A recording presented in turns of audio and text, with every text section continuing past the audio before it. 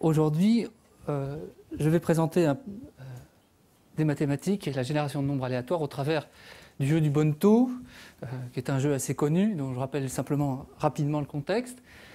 Le jeu de Bonneto, c'est un illusionniste qui se place devant une victime, disons. Il tient dans ses mains 3 cartes, ou 4, disons 3 pour simplifier. 2 sont identiques et une autre est différente. Disons 2 rois et un as. Il montre les cartes, il les retourne, il les lance. Et le but du jeu, pour le joueur qui fait face à l'illusionniste, c'est de trouver où est l'as. Évidemment, le jeu est plus amusant quand l'illusionniste est habile et quand l'illusionniste, par des manipulations fines que je serais malheureusement incapable de vous faire, arrive à faire croire que l'as arrive quelque part, alors qu'en fait il arrive autre part. Donc le joueur, la première fois qu'il joue, croit voir arriver l'as ici, dit l'as est là, il retourne et surprise, l'as n'est pas là. Comment est-ce que le joueur peut essayer de battre l'illusionniste, d'après vous? Si vous étiez joueur, qu'est-ce que vous feriez après ce premier échec? Ou ces 2 ou 3 premiers échecs?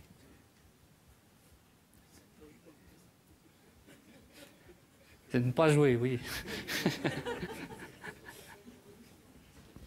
Essayez de la dire tout fort, peut-être que... Oui?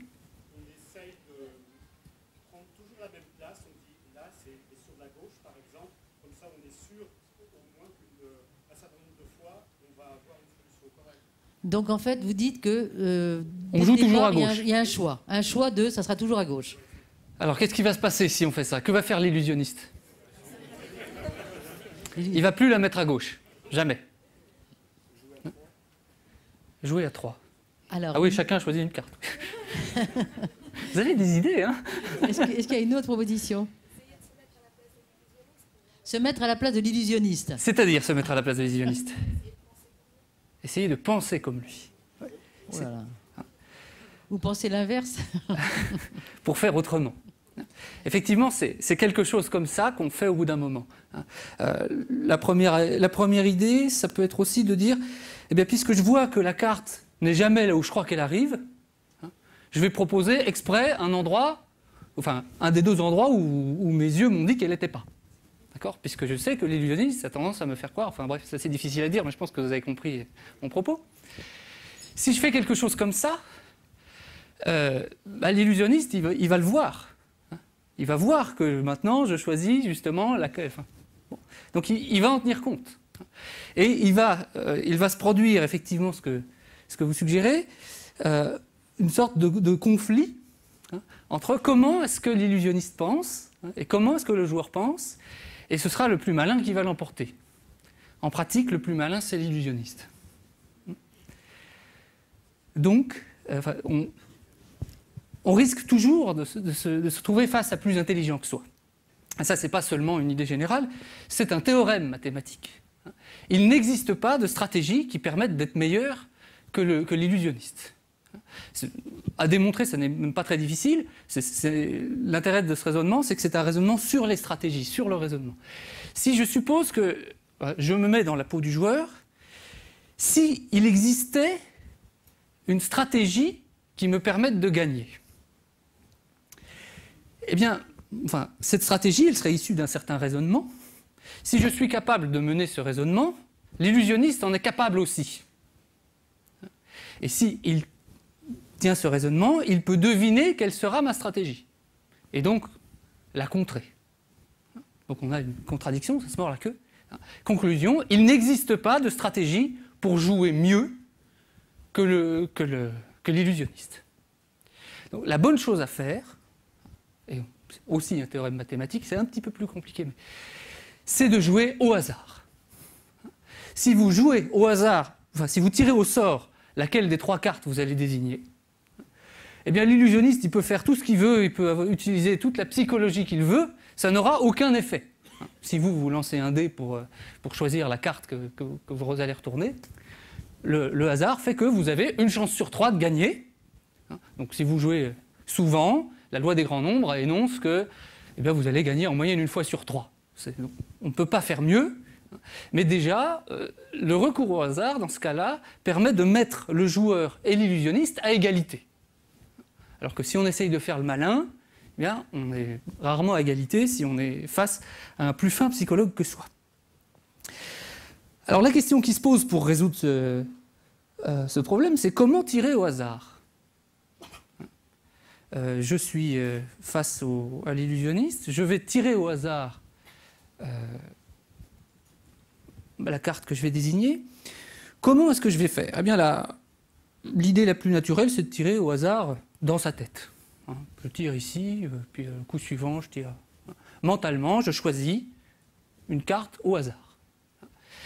Est-ce que c'est une bonne stratégie? Eh bien, on s'est montré que non. On sait que le cerveau humain a beaucoup de mal à simuler du bon hasard. Et on peut l'illustrer par un jeu que je vous aurais bien fait faire, mais qu'il aurait été un petit peu compliqué de mettre en œuvre. C'est un tour de magie avec le hasard. Vous prenez deux personnes et vous leur dites de s'isoler, et chacune doit tirer au sort pile ou face 100 fois. Chacun de son côté. Elles se mettent d'accord pour que l'une des deux tire effectivement une pièce de monnaie 100 fois et écrive à la suite 0 pour face, 1 pour pile, par exemple. Et l'autre fait de tête. Et écrit, sans jeter de pièces, écrit simplement des 0 et des 1 à la suite les uns des autres, une centaine, et s'arrête. Eh bien, si chacun vient avec sa feuille à la fin de l'expérience, un illusionniste doit pouvoir déterminer lequel des deux a tiré effectivement et lequel des deux n'a fait que simuler. Alors voici par exemple ce que pourrait donner... Oh là là là là. C'est beaucoup trop gros. Est-ce qu'il y a moyen de... La semaine dernière, c'était beaucoup plus réduit. On avait presque toute une page. Et là, malheureusement...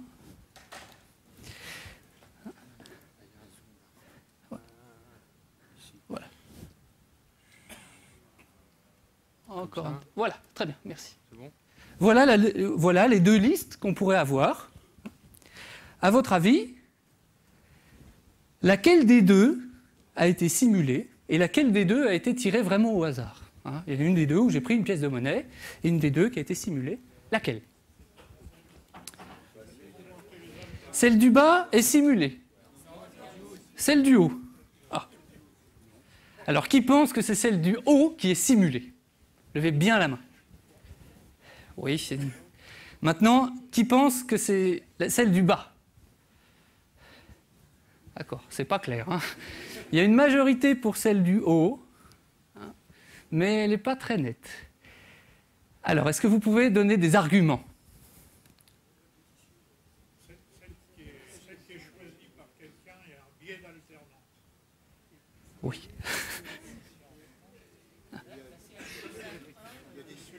Là, je vais donner le micro, alors, parce que là, c'est pas facile autrement. Oui, c'est pas très facile. Alors, demandez la parole et Annie Codor va vous donner le micro. Ouais, je vois en haut des suites de 0, maximum 3, et de 1 aussi, alors qu'en bas, il y a des suites plus grandes. Bon, j'ai l'impression que c'est plus aléatoire.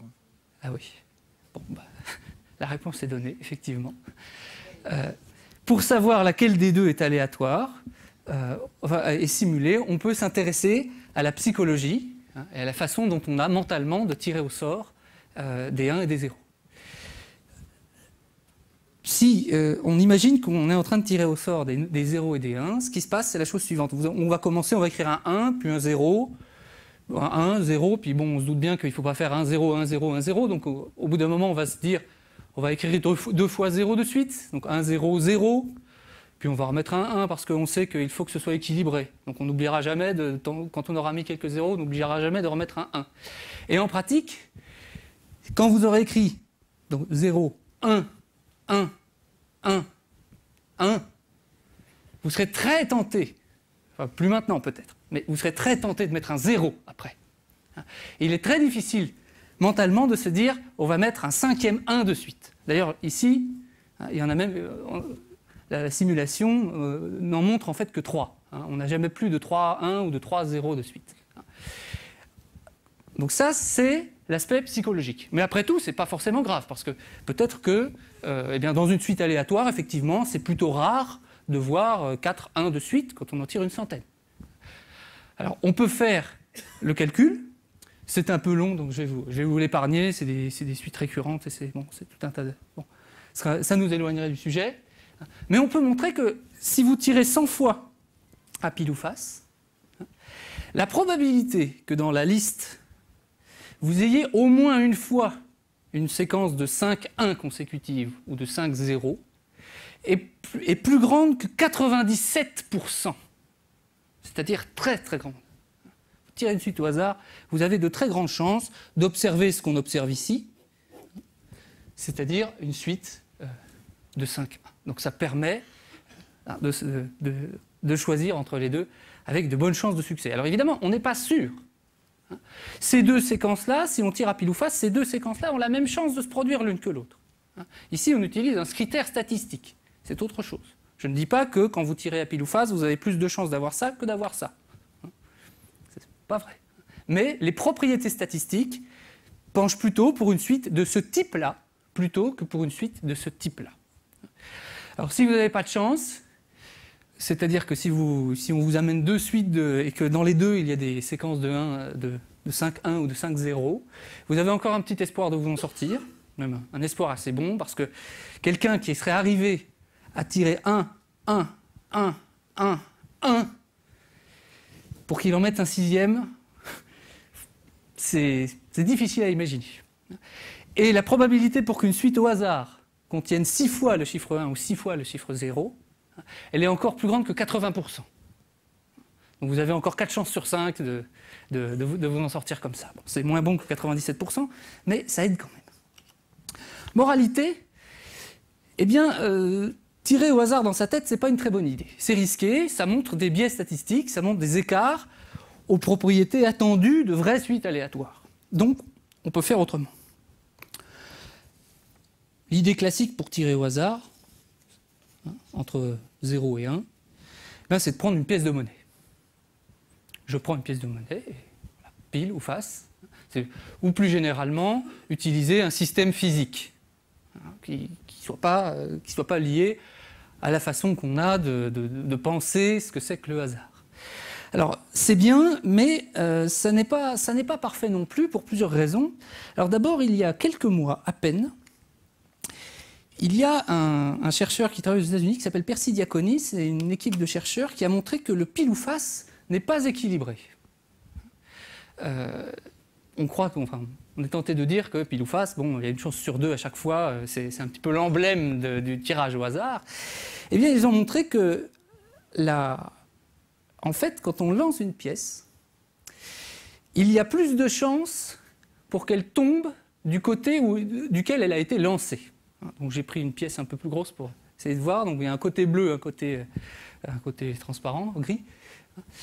Il y a plus de chances pour que vous tombiez, si je la lance comme ça, il y a plus de chances pour qu'elle tombe du côté bleu que du côté gris.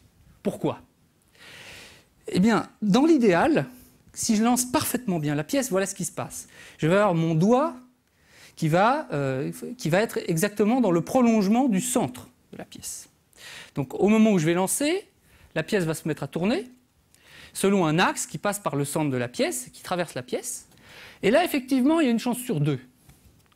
Elle tourne, elle va tomber d'un côté ou de l'autre, selon la vitesse et selon la hauteur à laquelle elle tombe, d'où elle tombe. Mais, en pratique, il est très rare que le doigt soit exactement dans le bon alignement. Il risque d'être un petit peu décalé. Et ce qui se passe dans ce cas-là, c'est que la pièce, au lieu de sagement tourner autour d'un axe et de rendre les deux faces symétriques, eh bien la pièce, elle va avoir un mouvement plutôt comme ça. Si vraiment je place très loin du centre, la pièce, elle tourne comme ça. Et du coup, elle reste toujours sur la même face. Elle ne se retourne jamais. Et donc, elle va... Là, c'est toujours la face bleue qui est au-dessus, si elle tourne comme ça. Et donc, elle va tomber sur la face bleue. Alors, ce n'est pas toujours aussi tranché, et les chercheurs ont montré que des fois, elle peut se retourner, mais pas très longtemps. Et donc, elle reste plus souvent comme ça que comme ça. Et apparemment, empiriquement, ils ont constaté en faisant des tests qu'il y avait ce biais-là statistique dans ce système physique qui pourtant est réputé pour être l'exemple type de tirage au hasard. Alors, il y a un deuxième problème au pile ou face. c'est que, comme tout système physique auquel on est habitué, il s'agit d'un dispositif qui est déterministe, en réalité. Les équations qui régissent le mouvement de la pièce, c'est les équations de la mécanique, elles sont tout à fait connues. On peut les résoudre de façon approchée. Alors il faut connaître les conditions initiales, c'est-à-dire la façon dont le lanceur va lancer la pièce, la vitesse initiale qu'il va imprimer à la pièce, la hauteur de laquelle il la lance. On peut se dire que la hauteur de laquelle je la lance, elle est donnée par ma taille. La vitesse, elle est donnée par ma force, enfin la force que j'ai dans le pouce. Et puis, disons, la psychologie du moment, si je suis en forme, je vais la lancer plus fort, etc. On peut imaginer connaître un petit peu le système. Et si on connaît tout, toutes les conditions initiales, on connaît les équations, on peut espérer déterminer à l'avance le côté sur lequel elle va tomber. Si je lance une pierre, je peux prévoir, avec les équations de la mécanique, quel point elle va atteindre. Et bien de la même façon, si je lance une pièce, on doit pouvoir déterminer ça. Alors en pratique, ça n'est pas possible pour des raisons multiples, notamment qui tiennent au fait qu'on a affaire à un système qui est dit chaotique, c'est-à-dire qui dépend de manière sensible des conditions initiales. En clair, si vous prenez deux lanceurs, deux frères jumeaux qui sont au même endroit, qui vont lancer deux pièces identiques, s'ils la lancent exactement de la même façon, alors les deux pièces tomberont du même côté. En revanche, s'il y a un tout petit écart, si infime soit-il, la trajectoire des deux pièces va être complètement différente et on ne peut plus du tout prévoir ce que sera l'issue du lancer de l'un, même connaissant l'issue du lancer de l'autre. Mais on pourrait imaginer qu'avec des gros ordinateurs, ce type de problème soit résolu. Donc, quoi qu'il en soit, on a un vrai problème, c'est si à chaque fois qu'on imagine une pièce, on se rend compte qu'on a un biais statistique, que ce n'est pas parfait, est-ce qu'on peut tirer au hasard ? Est-ce que c'est possible de donner un dispositif explicite qui dise, oui, là, je suis vraiment en train de tirer au hasard, et les suites de 0 et de 1 que je déduirai de cette expérience seront vraiment des suites aléatoires. Est-ce que c'est possible ? La réponse n'est pas claire du tout, parce que si on se place du point de vue de la science a toujours, aux origines et pendant très longtemps et encore un peu aujourd'hui, on a tendance à penser que la science, c'est la négation du hasard. Les fondateurs de la science, on peut considérer qu'il s'agit des physiologues présocratiques, c'est-à-dire vers moins 600, en Grèce ancienne, qui sont donc Thalès, Anaximandre, Anaximène, Héraclite, Parménide et quelques autres, Zénon. Ce sont ces gens-là, donc vers moins 600, qui se sont penchés sur les premiers sur l'idée d'étudier rationnellement la nature, d'étudier rationnellement les phénomènes. Et il y a une phrase qui résume assez bien un certain courant de pensée de l'époque, qui est « Rien n'arrive par hasard, tout arrive par nécessité ». C'est un peu l'emblème, d'une certaine façon, de l'idée même de science. Si on veut étudier la nécessité, si on veut comprendre ce qui se passe quand je jette une pomme par terre, pourquoi elle tombe, ou pourquoi la Lune tourne autour de la Terre, eh bien, la démarche intellectuelle que je dois appliquer, c'est de dire « ce n'est pas par hasard qu'elle tombe par terre, il y a une cause, je vais chercher la cause ». Et si je veux faire de la science, je vais chercher la cause, et je ne vais certainement pas dire qu'il y a du hasard. Donc à chaque fois qu'il y a du hasard, on a envie de dire, c'est qu'il n'y a pas de science, c'est que c'est un résidu d'ignorance. Si je crois que le pile ou face a une chance, que la pièce de monnaie a une chance sur deux de tomber sur pile ou sur face, c'est simplement parce que je ne connais pas suffisamment bien les conditions initiales, etc. Et que la bonne question à poser ne serait pas, quelles vont être les propriétés de cette suite au hasard que j'aurais tirée, mais quelles ont été les conditions initiales du lancer, quelles sont les équations du mouvement, comment les résoudre au moins de façon approchée, etc. En pratique, ce type de réticence à assumer l'existence du hasard, on la retrouve dans toute l'histoire des sciences et des mathématiques. Au XIXe siècle, Claude Bernard, qui fonde la médecine moderne, dans son livre qui s'appelle « L'introduction à l'étude de la médecine expérimentale », il dit « pour faire de la médecine, on doit, premièrement, considérer le corps humain comme un objet matériel, C'est-à-dire, il n'y a pas un souffle de vie qui nous maintient, qui nous pousse à agir ou quoi que ce soit. Et il n'y a pas, le souffle vital ne fait pas partie de la science. Et pour comprendre le corps humain, c'est pas ça qu'il faut considérer, mais uniquement les lois physico-chimiques qui sont à l'œuvre. Il nie disons, le côté un peu mythologique, un peu, et pour se centrer sur un objet vraiment scientifique, matériel, le corps comme objet matériel, physico-chimique. Et deuxièmement, il dit, eh bien, puisque le corps est un objet physico-chimique soumis aux mêmes lois que la matière, eh bien, ces lois doivent être déterministes. Et il n'est pas question pour Claude Bernard de mener des tests statistiques pour tester l'efficacité d'un médicament, ce qu'on faisait déjà à l'époque.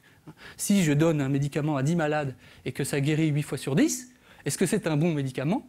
Eh bien, pour Claude Bernard, ça n'est pas vraiment une bonne question. Parce que si le médicament est bon, ça n'est pas par hasard. C'est parce qu'il y a une loi physico-chimique qui détermine la guérison. Et donc, un bon médicament doit guérir tout le temps. S'il ne guérit pas tout le temps, c'est qu'on n'a pas encore tout compris.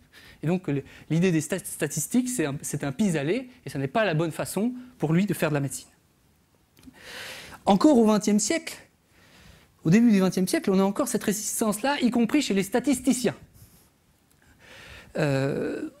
Notamment, le début du XXe siècle, c'est l'époque où on a commencé à parler de sondage. L'idée de sondage, c'est pour connaître l'état général de quelque chose, je fais des petits prélèvements au hasard et je déduis, j'infère des résultats sur les prélèvements, ce qui se passe pour la population totale. On connaît bien les sondages d'opinion, c'est l'exemple le plus classique. Pour savoir quel est le résultat d'une élection, pour le savoir à l'avance, vous interrogez 1000 personnes, choisis un peu au hasard, et bien vous extrapolez les intentions de vote. Ça marche bien, mais au début, et jusque dans les années 20, et très tard dans les années 20, on a dit non. La bonne façon pour connaître l'état de l'opinion, c'est d'interroger tout le monde. Et si on extrait, si on fait des parties de sondage, eh bien on perd de l'information, donc on ne fait pas de la science, on fait du n'importe quoi. Et c'est l'idée d'échantillon représentatif qui nous est aujourd'hui très naturelle et qui est très utile, a mis très très longtemps finalement à être acceptée, y compris de la part des scientifiques eux-mêmes. Alors, il y a les sondages d'opinion, mais il n'y a pas que les sondages d'opinion. Les sondages, ça sert à bien d'autres choses qu'à tester l'état de l'opinion. Un sondage, c'est vous avez une chaîne de production, vous produisez vous produisez une pièce en grande quantité. Vous n'allez pas vérifier chaque pièce pour voir si elle n'est pas défectueuse. Vous allez en vérifier quelques-unes. Comment allez-vous vérifier comment allez-vous tirer au sort la pièce que vous allez vérifier? Eh bien, si vous dites, je me mets dans la chaîne et j'en prends une sur 10 et je la vérifie, vous pouvez passer à côté de beaucoup de pannes. Parce que si vous avez une machine qui vous renvoie une fois sur deux une pièce en bon état et une fois sur deux une pièce en mauvais état, donc toutes les machines impaires sont défectueuses, vous contrôlez la 10e, la 20e, la 30e, vous ne voyez pas la panne. Et pourtant, vous avez inspecté une pièce sur 10. Et on peut montrer que là aussi, la bonne façon de faire, c'est-à-dire celle qui permet d'avoir le plus de chances de tomber sur une pièce défectueuse et donc de pouvoir détecter une panne, c'est de tirer les pièces au hasard. Et donc, on ne peut pas le faire de tête, on a besoin de le faire, parce que si on le fait de tête, ce sera biaisé. Donc on a besoin d'un procédé physique pour le faire. Alors comment surmonter ça? Comment est-ce que on va dire un jour, eh bien, on va prendre le hasard pour ce qu'il est, on va l'accepter et on va l'étudier comme objet de science. Le premier à l'avoir fait, semble-t-il, c'est Blaise Pascal, au XVIIe siècle. Et il n'est pas le premier à faire des calculs de probabilité.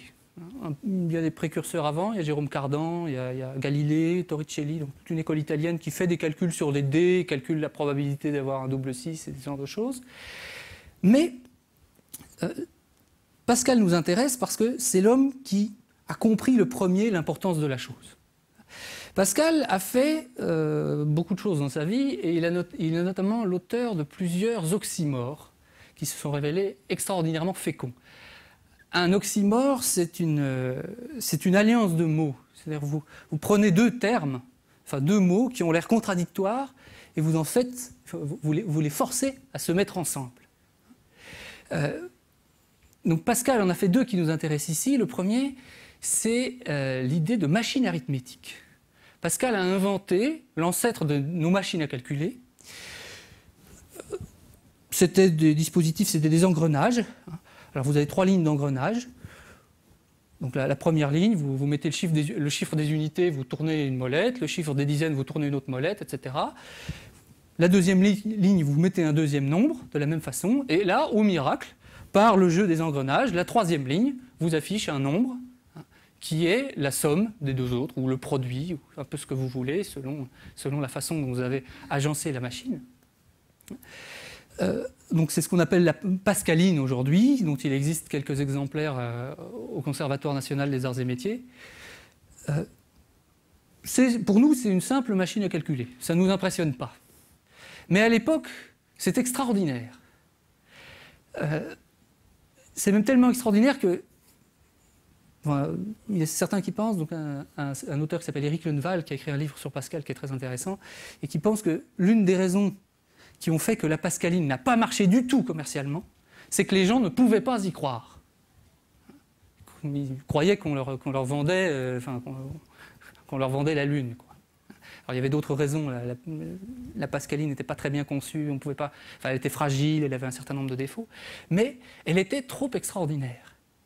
Parce qu'à l'époque, faire un calcul, faire une addition, faire une multiplication, ça paraissait vraiment une activité intellectuelle, une activité intelligente. On doit s'asseoir, réfléchir. Il y a des gens qui ont appris à le faire, d'autres qui n'ont pas appris à le faire, et ceux qui ont appris peuvent, les autres ne peuvent pas. C'est difficile au départ de se dire, en fait, il ne s'agit pas d'une activité intellectuelle, il s'agit d'une activité qu'on peut mécaniser. Aujourd'hui, à l'ère des ordinateurs, ça ne nous étonne plus. Au XVIIe siècle, c'est extraordinaire. La machine à calculer. Et Pascal est l'auteur d'un second oxymore, qui est très intéressant aussi, et qui est lié à ce qui nous concerne, qui est l'idée de probabilité.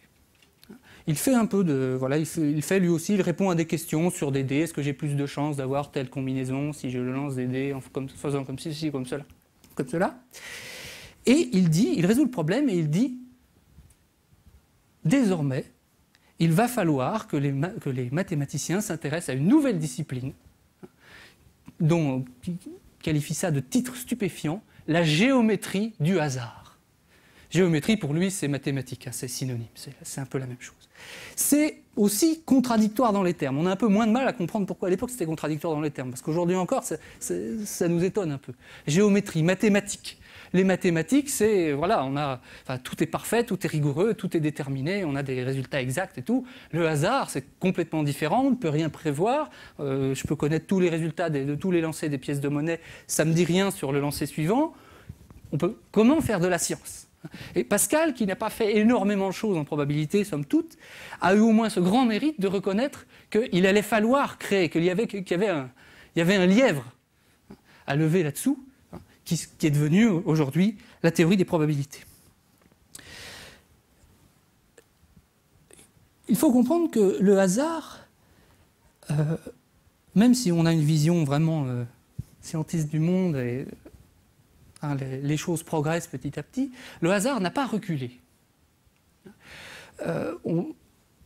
Si on voit le hasard simplement comme le reste de ce qu'on ignore, quoi, le résidu de notre ignorance, on pourrait se dire, eh bien, à mesure que la science progresse, le hasard recule. Ce qu'on ne connaît pas recule, donc le hasard recule. Plus ça va, mieux on va être capable de prévoir à l'avance le résultat du lancer d'une pièce de monnaie. Et donc on ne pourra plus parler de hasard sur une pièce de monnaie, et ainsi de suite. Et finalement, tout le monde, l'univers tout entier, on pourrait en chasser le hasard si on était capable de comprendre tout l'univers.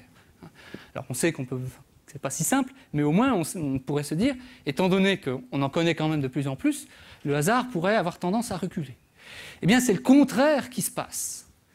Et surtout au XXe siècle, et probablement largement autant au XXIe siècle, le hasard n'a pas reculé et n'a pas vocation à reculer. Et il est au contraire beaucoup plus présent dans notre vie aujourd'hui qu'il l'était il y a 100 ans ou il y a 150 ans. Alors, il y a un tas de raisons à ça. Alors, il y a des raisons toutes simples. J'ai parlé des sondages. Ça, les sondages, Ce sera toujours moins cher de faire un sondage sur 1000 personnes que sur toute la population. Et ce sera toujours pratique dans une chaîne de production de ne tester que quelques pièces pour voir si tout va bien. Donc ça, c'est quelque chose de très important et qui continue. On peut penser évidemment aux jeux de hasard. Il y a tout un marché qui va sans doute se développer, des loteries en réseau, sur Internet et un tas de choses. On aime bien les jeux de hasard. Donc, ça existe aussi.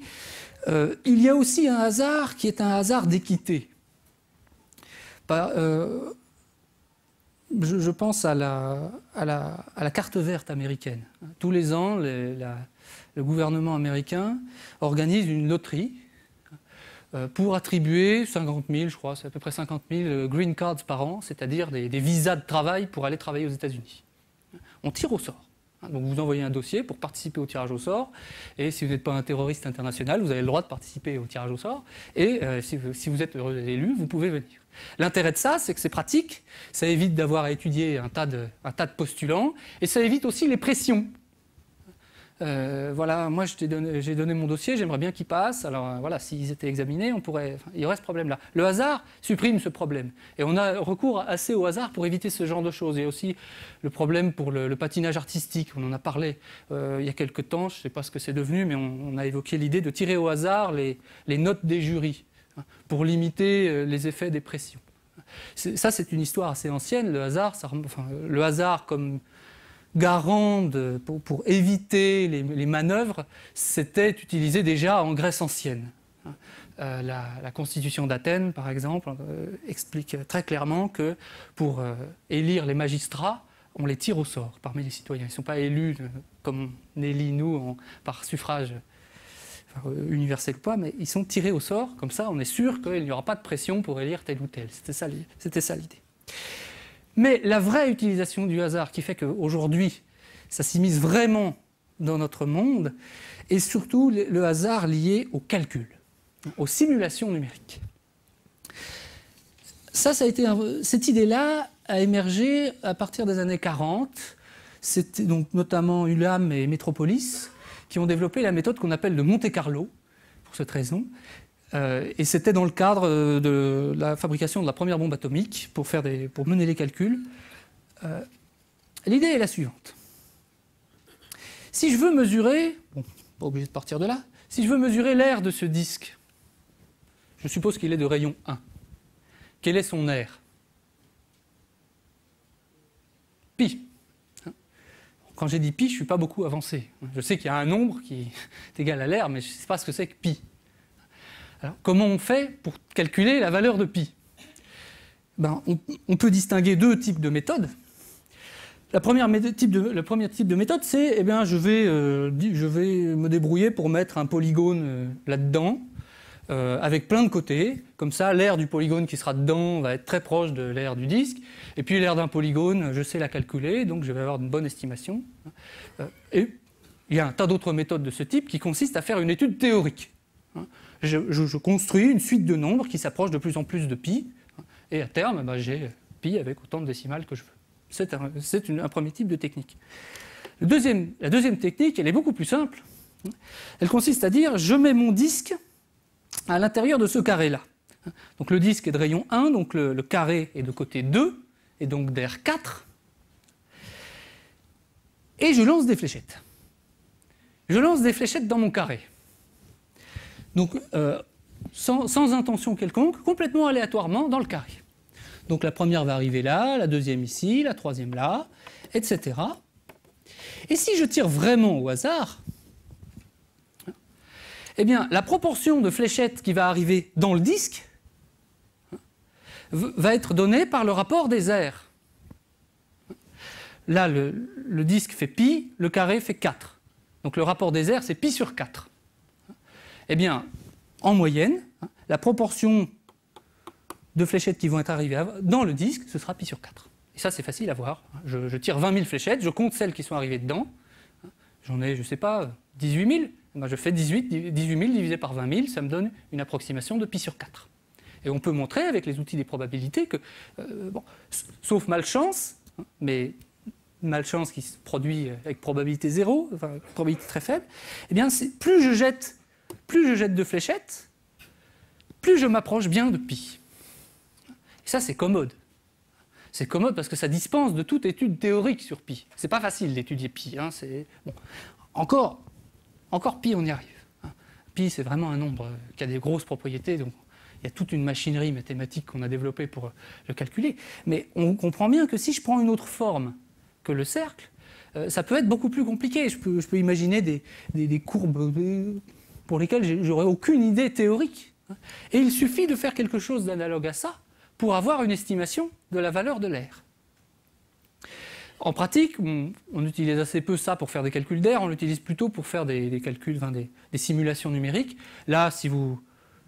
je sais pas, si on fait une centaine de fléchettes, si on lance une centaine de fléchettes, on aura peut-être pi avec une ou deux décimales. En pratique, ce qui nous intéresse plutôt, c'est quelle va être l'évolution d'une épidémie, quelle va être, est-ce que mon installation nucléaire est bien sûre, qu'est-ce qui peut se produire dans l'avenir. Donc on fait des simulations, on teste, et on voit, on fait une moyenne à l'issue de ça. Et finalement, bon, ça se passe dans des espaces mathématiques compliqués, c'est plus simplement un disque dans un cercle, dans un carré, mais finalement ça revient à ça. On fait quelques tests et on montre à l'aide des probabilités que ça marche, ça permet de donner la valeur qu'on veut.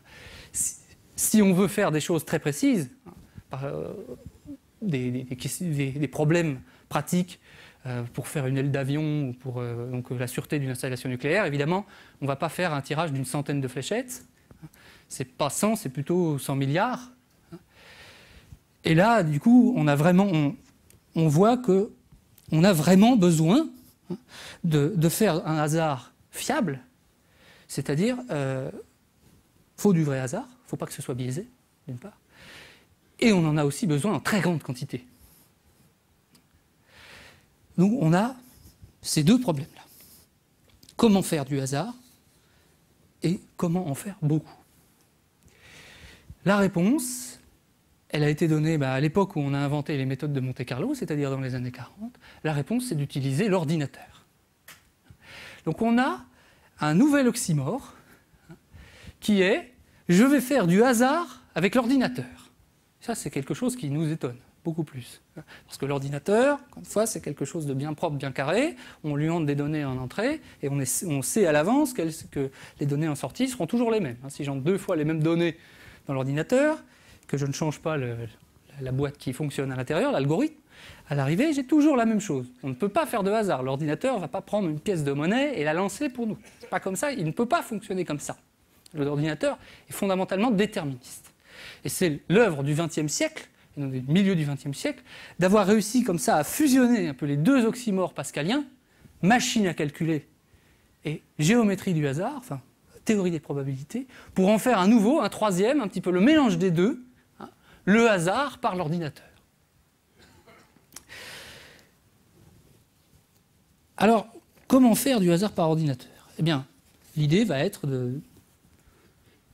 comme on ne peut pas lui faire tirer vraiment au hasard, on va lui donner on va le faire travailler, on va le faire mouliner pour qu'il produise des nombres qui ne seront jamais effectivement aléatoires, mais qui en auront tout l'air. C'est ça l'idée. Et on parle de suite pseudo-aléatoire, c'est-à-dire que ce n'est pas vraiment aléatoire, mais quand même. Par exemple, voilà une suite de nombres. Si je vous dis qu'elle est aléatoire, est-ce que vous me croyez?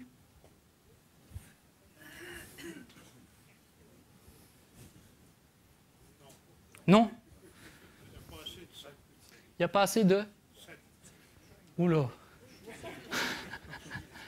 C'est pas très significatif, parce qu'on a quoi? 3, 4? Il y a 4, 7, vous savez, non, là, c'est pas déterminant. Il y en a quand même 4. Il y a forcément des fluctuations. Ce serait bien étonnant que quand vous tirez une suite de piles ou faces au hasard, si vous en tirez 100, qu'il y ait exactement 50 piles et 50 faces. C'est très rare. Ça, la réponse, à mon avis, la réponse est oui. On voit pourquoi la réponse est oui, parce qu'on ne voit pas vraiment de règles de formation. On ne voit pas de biais immédiat. Bon, ils ont un petit peu été tirés au hasard. Et en fait, elle n'est pas tirée au hasard. Cette suite, elle est construite par ordinateur. Elle est construite de la façon suivante. On part... Alors, je vais masquer un peu. On part de 6 chiffres, qui sont donc 280 274, et on élève le nombre 80 274 au carré. Donc ça fait 78 milliards 553 millions 515 076. C'est pas moi qui l'ai fait, c'est la machine, je vous rassure. On s'arrange pour mettre je mets un 0 au début pour être sûr qu'à l'arrivée j'ai un nombre à 12 chiffres. Le nombre ici est un petit peu trop petit, alors là j'arrive à un nombre à 11 chiffres. Je mets un 0 si je n'ai que 11 chiffres, donc comme ça, le carré de ce nombre, c'est un nombre à 12 chiffres, éventuellement dont le premier chiffre peut être un 0. Et eh bien, ce nombre à 12 chiffres, je prends ces 6 chiffres du milieu, 553 515, et je les élève au carré. Enfin, j'élève au carré. Donc le carré de 553 515, c'est 306 milliards 378 millions 855 200. Et je reprends à nouveau les 6 chiffres du milieu, j'élève au carré et je continue. Et si je concatène, eh bien j'obtiens cette suite-là. Donc le 280 274, il est là. Le 553 515, il est juste après, et ainsi de suite. Donc vous voyez qu'avec un algorithme très simple, que l'ordinateur peut très bien calculer tout seul, comme un grand, on a une suite qui a l'air d'être plutôt sympathique, plutôt aléatoire. Donc on peut se dire, voilà, ça vaut bien un tirage de pile ou face. Est-ce que vous voyez le défaut de la cuirasse? Qu'est-ce qu'on peut opposer à cette idée-là, à cet algorithme-là?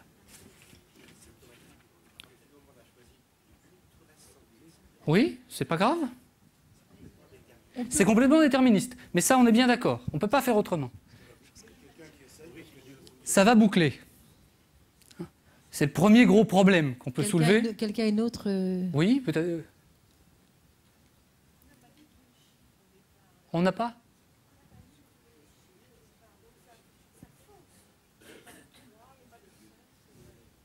Il n'y a pas de 3, il n'y a pas de 6. Si, il y a un peu de tout. Hein. Là, il y a un peu de tout. L'analyse. Non, mais on voit qu'on les récupère après. Hein. On a mis 2, 8, 0, 7 et 4, et après on a récupéré des 5, des 3, des 8. Donc assez rapidement, tous les chiffres sont apparus. Et ils ont l'air... je ne sais pas si on a étudié la répartition statistique de ça, mais je ne crois pas qu'il y ait vraiment de biais sur le nombre de chiffres.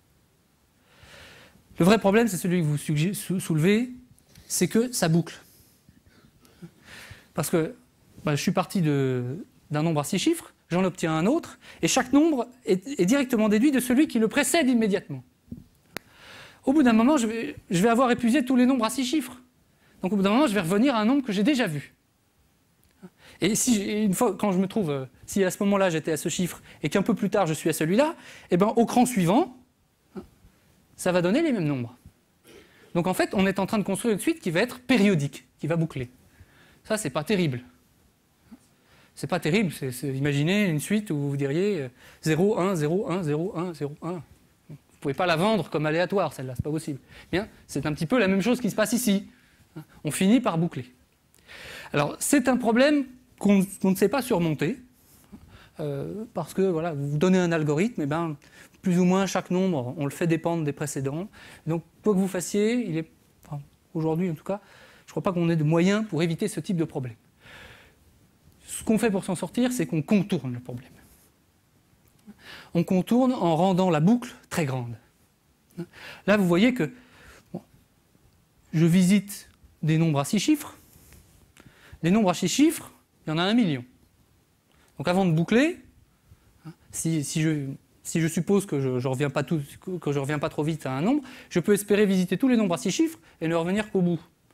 Autrement dit, ça va me faire 6 millions de chiffres avant de revenir au départ.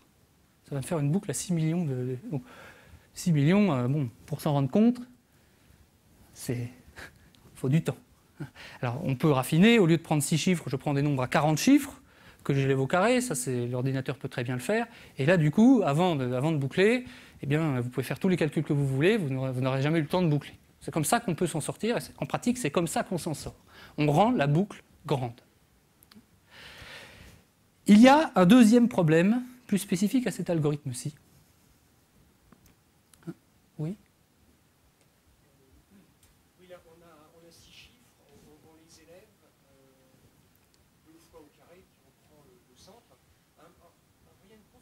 correspond pas à un nombre n, tel que si on le fait immédiatement, le nombre n2 puis n4 pour comprendre le milieu, on retrouve le nombre initial. Oui, alors ça, voilà. Ça, c'est le fait que la période... Comme il n'y a pas de micro, est-ce qu'on peut répéter? Parce que je crois Oui, qu'ils n'ont pas tous l'idée, entendu, c'est on n'est excusez-moi. jamais sûr Le que... micro va venir. Ah ben. Non, je peux répéter la question, vous m'arrêtez. Attendez, monsieur, attendez.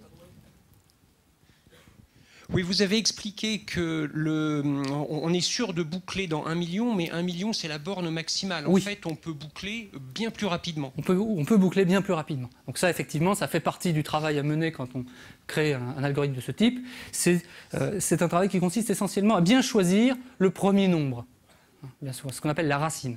Si je le choisis, je le choisis bien pour démontrer que je ne boucle pas avant un certain temps. C'est effectivement un aspect du problème. Bon.